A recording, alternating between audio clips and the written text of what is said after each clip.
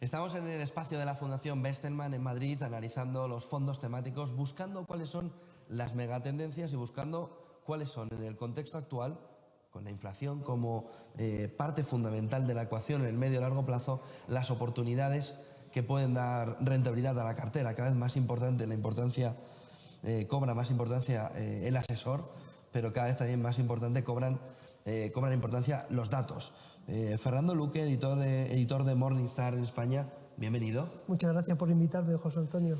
Bueno, decía, son importantes los datos. ¿Qué importancia estáis teniendo Morningstar en España? Y es para darnos la enhorabuena después de toda la trayectoria, para poder darle al inversor ahora mismo la herramienta necesaria para poder distinguir el grano de la paja, que existen las dos cosas. Sí, a ver, el dato es fundamental tanto para el asesor como para el inversor individual, ¿no? Y es verdad que a través de la página web pues pretendemos dar, digamos, la mayor información posible a nivel de datos para que ese asesor o ese inversor particular tome las mejores decisiones. En temas de megatendencias es difícil, ¿no? Primero porque nosotros no tenemos una clasificación de fondos, digamos, megatendencia. ¿Por qué? Porque muchas veces la diferencia entre el fondo temático y el fondo sectorial pues es una, digamos, frontera pues muy fina, ¿no? Algunas veces hay fondos que clasificamos como incluso sectoriales, los fondos temáticos que clasificamos como de renta variable global.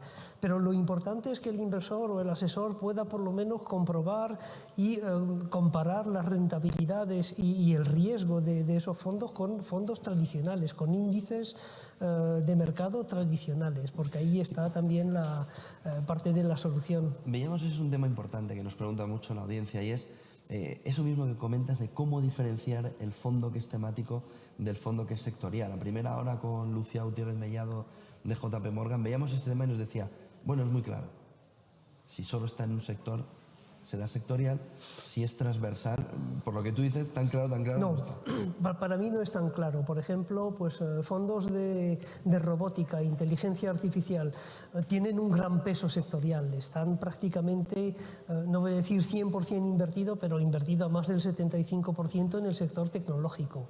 Es verdad que hay otras megatendencias más diluidas a nivel de multisectores, por ejemplo, pues temática del agua o la temática del cambio climático. Ese tipo de tendencia, pues, digamos, están invertidas en varios sectores, varias industrias, y ahí es quizás más fácil de identificarlas como megatendencias. Pero hay tendencias que lo son, que están muy concentradas en un sector específico y especialmente el sector tecnológico, ¿no?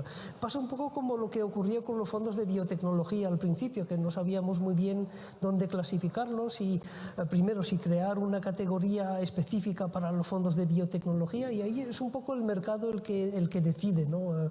Si hay una gama suficientemente amplia de una temática específica, pues ahí sí que creamos una categoría, pero yo creo que estamos aquí pues prácticamente a los principios del crecimiento de los fondos temáticos, aunque en otros periodos sí hemos tenido fondos temáticos, y recuerdo el caso de los fondos de Internet durante la burbuja.com, que de hecho muchos desaparecieron, o sea que, y eso es uno de los riesgos. ¿No? Sí. O el agua fue también muy precursor. ¿Qué megatendencias veis en este 2021 que están funcionando?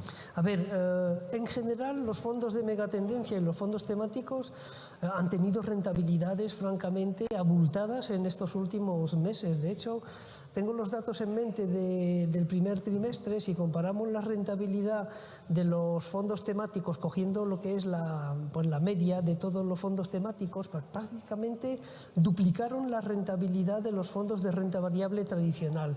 ¿Por qué? Por pues un fuerte peso en tecnología, que fue el gran ganador de la pandemia. Pero si miramos rentabilidades a más largo plazo, a 3 y 5 años todavía pues consiguen rentabilidades por encima de los fondos tradicionales, pero si ya nos vamos, por ejemplo, 10, 15 años, lo que vemos es que los fondos de megatendencia o los fondos temáticos tampoco es que hayan resaltado en cuanto a rentabilidad. De hecho, si miramos ratio de Sharpe, es decir, considerando tanto la rentabilidad como la volatilidad, a 10, 15 años los fondos temáticos lo han hecho peor que los fondos tradicionales, ¿no? Y ahí es verdad que tenemos todavía, pues comentaba el caso de los fondos de Internet. Ahí una de las, digamos, de los problemas de los fondos temáticos es su supervivencia. La tasa de mortalidad de los fondos temáticos es más alta que la de los fondos tradicionales. ¿Por qué? Porque hay tendencias que vienen, que desaparecen. Cojo el caso emblemático de los fondos de Internet, pero seguro que eso se reproducirá en el futuro. O sea que no todo es rosa en el mundo de las megatendencias. Al no ser todo rosa, ¿cómo tenemos que tratar el binomio riesgo-rentabilidad? A ver, los fondos temáticos tienen más riesgo que los fondos tradicionales, y por un motivo muy simple, es que persiguen, digamos, un segmento del mercado que generalmente es más pequeño que el que persiguen los fondos de renta variable global, ¿no? Van, digamos, directamente a, más que a un sector, muchas veces a una industria o a varias industrias dentro de varios sectores, y eso hace que invierten en compañías probablemente, digamos, con un tamaño más pequeño que los fondos de renta variable global. ¿Y eso qué significa? Pues que tienen mayor volatilidad. Eso lo hemos visto, por ejemplo, con los fondos de ecología o los fondos de energía limpia a finales del año pasado y el primer trimestre de este año, que fue realmente un bombazo a nivel de rentabilidad. ¿Por qué? Porque los fondos que se creaban pues perseguían prácticamente las mismas acciones, ¿no?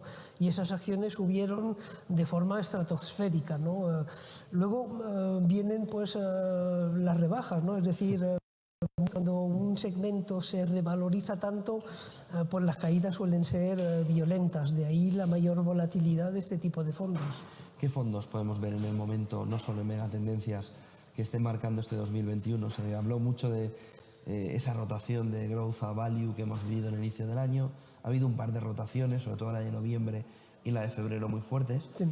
Pero, ¿qué fondos del momento se pueden destacar ahora mismo? A ver, primero, los fondos de megatendencia o los fondos temáticos tienen un claro sesgo hacia el crecimiento, más que al value, ¿no? El value es un poco la economía tradicional, y lo que persiguen los fondos temáticos o las megatendencias son pues, los sectores del futuro, es decir, un claro sesgo hacia el estilo crecimiento. Es decir, vamos a ver poco value dentro de los fondos de megatendencia. Luego, a nivel de fondos temáticos, lo que sí ha traído muchísimo dinero pues es todo lo relacionado con el cambio climático, ¿no? Que yo creo que es dentro de los fondos temáticos el segmento que más dinero ha traído, después de los temáticos tecnológicos, ¿no? Como inteligencia artificial, robótica, digitalización. O sea, los tiros van por ahí, ¿no? Quizás cambio climático por un lado y temáticos tecnológicos por otro. ¿Se está consiguiendo una descorrelación?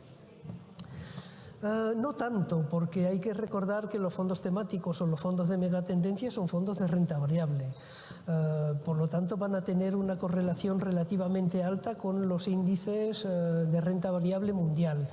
Más que la descorrelación, yo creo que lo importante aquí es un poco ver a nivel de construcción de cartera lo que es el solapamiento, porque muchas veces pues uno pues mira un fondo de megatendencia y lo que ve pues son prácticamente un fondo con una cartera de renta variable global. Entonces aquí lo que hay que ver es si ese fondo de megatendencia puede encajar bien dentro de la cartera del inversor, ¿no? Algunas veces sí, pero algunas veces no, y ahí pues ahí es un poco la labor, como decíamos al principio, del asesor financiero, de realmente ver si el fondo de megatendencia o el fondo temático puede encajar dentro de la cartera del inversor.